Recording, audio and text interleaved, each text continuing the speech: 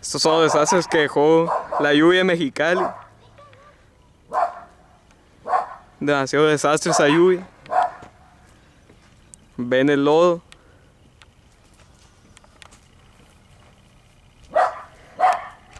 Esto sí es desastre. Si se fijan pueden ver que la textura del lodo es desastrosa. Y esa casa sufrió muchos daños.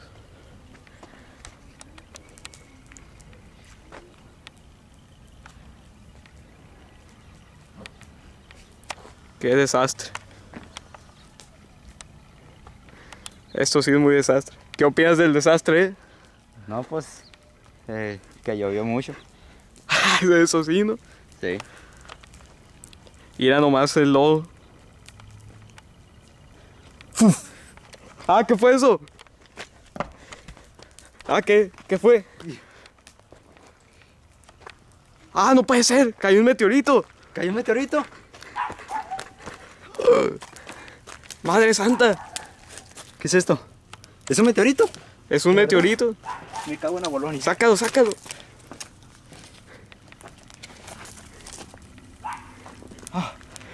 Ah, era meteorito puro eso.